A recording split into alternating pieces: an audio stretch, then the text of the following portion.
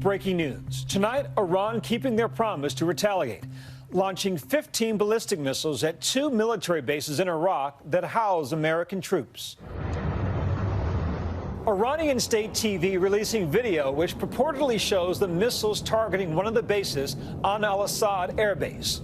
This coming after a U.S. drone strike killed one of their top military commanders, General Qasem Soleimani, a revered figure in the country and across the Middle East. Iranians out in full force in the streets to honor him. President Trump briefed on tonight's attack, which came hours after he doubled down on his order to take out Soleimani, insisting that the general was planning a, quote, very big attack. Well, number one, I knew the past. His past was horrible. He was a terrorist. We had tremendous information. We've been following him for a long time, and we followed his path for those 3 days. And they were not good stops. We didn't like where he was stopping. They were not good stops. We saved a lot of lives. This as Iranians tonight pay their final respects to Soleimani. The White House closely monitoring the situation, with President Trump tweeting tonight that, quote, all is well. This after the Iranian foreign minister tweeted they took proportionate measures in self-defense, saying they do not seek escalation or war, but will defend themselves against any aggression. The U.S. a few days ago also deploying 3,600 more troops to the Middle East in response to simmering tensions. We go now to ABC's Ian Pannell reporting from Erbil, Iraq. Ian, what are you learning tonight on the ground?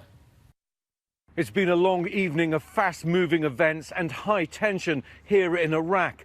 2 strikes by multiple missiles launched from the surface in Iran, landing in the surface in Iraq. The first and main target was the Al-Assad Air Base. This is in western Iraq, out towards the Syrian border. It's home normally to thousands of U.S. troops, though it's not clear how many were based there at the time, together with a large number of Iraqi troops as well. The other target was here in Erbil in northern Iraq. We heard the sound of 2 explosions at about 5:45 Eastern time, followed by another explosion about 30 to 40 minutes later. What we understand from the authorities here is that 2 of those missiles were targeted at the Erbil International Airport, which is less than 2 miles away from here. They were intercepted by air defense systems, a 3rd missile landing out in open ground.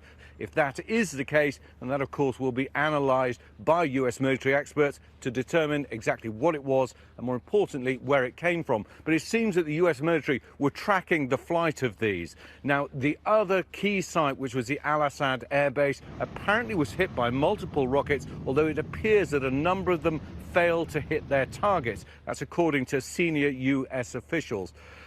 Everyone now remains on high alert, waiting to see what happens next. What will be the retaliation from the United States, if any? Iraqi forces, American forces, of which there are thousands here in the country, will now be in a high alert status, waiting to see what else happens, in a defensive posture, at least until the word comes to act differently.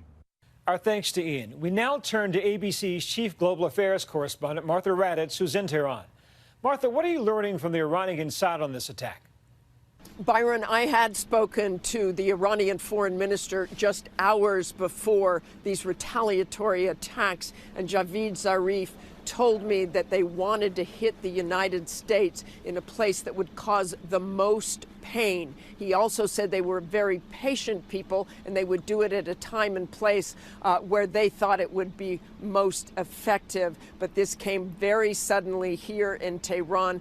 We talked to some people in the lobby of our hotel, some Iranians who were so concerned about this. And when they started hearing the news, they were very worried that there would be a retaliatory attack from the United States and that we would be in an all-out war. Zarif told me today that that is up to the United States and how they respond to this attack. But I get the sense here tonight, Byron, that no one in Iran wants any sort of all-out conflict. And where just a few days ago the ball was in Iran's court, it is now certainly in the United States' opinion on what they do and what action President Trump takes in retaliation to this attack. Byron?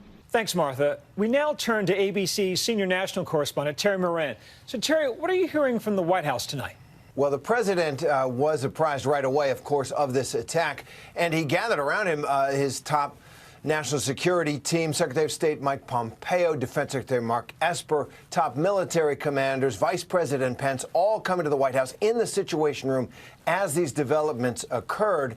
And they watched as the damage assessment took place. He was also calling other world leaders, including the Emir of Qatar. Qatar, sometimes a go-between between Iran and the West. So he was involved diplomatically and militarily. But at the end of the night, held fire, both literally and rhetorically. Really, this is a president who's been issuing blood-curdling threats against Iran, threatening massive escalation if they retaliate for the killing of Qasem Soleimani. And nothing, really, at the end of the day, except the president did say that he would be speaking to the nation tomorrow morning. Terry, about that, the president tweeted tonight saying in part, quote, all is well. What does this tweet signal, you think? Well, I do think it signals that he's looking for an off-ramp, wanting to maintain American credibility. He's certainly, one of his main political goals is to distinguish himself from President Barack Obama and previous American presidents who he says weren't tough enough on Iran. He has taken this dramatic action of taking off the battlefield Qasem Soleimani, one of the national heroes of Iran. And here is this response from Iran, which apparently has taken no American lives, no Iraqi lives, as far as we know at this point. It sounds as if both sides are trying to soften the tone a little bit. I mean, that's hard to say after a missile attack, but it did not kill. And I think the president's response is measured in response to that. That is essentially what one can hope, given the prospect that the region could explode in these days. But right now, it looks like President Trump, who has certainly talked tough, is measuring his response. We'll find out more tomorrow morning when he does address the nation. Thank you, Terry. We now turn to ABC News military consultant Steve Gagnon. So, Steve, so far, there are no reports of casualties, and a quarter of the fired ballistics missiles failed. So what kind of message was Iran trying to send with this attack, you think? I think they were trying to appease domestic anger, Byron. I think what they were trying to do was do something that would allow them to say to their people, we stood up to the great Satan, we stood up to the United States, we hit them back, but not do it in such a way that it would give President Trump a reason or force him to retaliate against Iran with greater conventional military means. So it was just enough to satisfy domestic political opinion and satisfy the anger of the people, but it wasn't enough to provoke an all-out war in the Persian Gulf. Now, the Iranian Revolutionary Guard Corps put out a statement calling the U.S., quote, terrorist and arrogant, and warning that any American aggression would result in more painful and pounding responses. What kind of damage are they capable of creating? I think they're quite capable. You remember the attacks on the Saudi Arabian oil refineries. If you looked at that, the precision, each one of those oil tanks had a pinprick that blew up that tank. Very well coordinated. Their military is quite good. Most of it's homegrown, but they do have excellent capabilities. This is why when we look at these two targets tonight, Al-Assad Airfield and Erbil, these don't make sense. If they wanted to really do damage to the United States, these would be the last two places they would hit. Any other place in the Persian Gulf that had U.S. troops would have made much more sense. So this goes back to this idea, perhaps they didn't want to do any damage. Perhaps they only had to make a statement that they could play on domestic television, show a bunch of rockets shooting up in the air, and call it a day. Now, Tehran is about 8.5 hours ahead of where we are right now, time-wise, in the U.S. What will it be, the Iranian perspective on what took place? I think they'll probably feel good that their government did something, that their government stood up for them. The grief, the outpouring of grief that we've seen, the photos of hundreds of thousands of people filling the streets, you know, stampedes because they wanted to get close to the Soleimani casket. So there's a lot of emotion right now in Iran itself. If we think for the past 3 months, there have been riots in the streets. Thousands of Iranians have been killed by Iranian security forces because of the dissatisfaction with the regime. And so the regime needs to deflect attention elsewhere. It needs to show that they're responsive to the sadness of the Iranian people. And so I think that's what they're going to continue to play, say we stood up to them, but now we need to get back to fixing the country. Steve Gagnon, thank you so much. Thanks, Byron.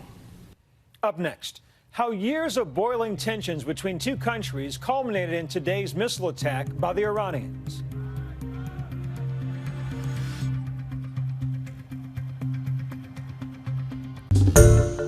Hi, everyone. George Stephanopoulos here. Thanks for checking out the ABC News YouTube channel. If you'd like to get more videos, show highlights, and watch live event coverage, click on the right over here to subscribe to our channel. And don't forget to download the ABC News app for breaking news alerts. Thanks for watching.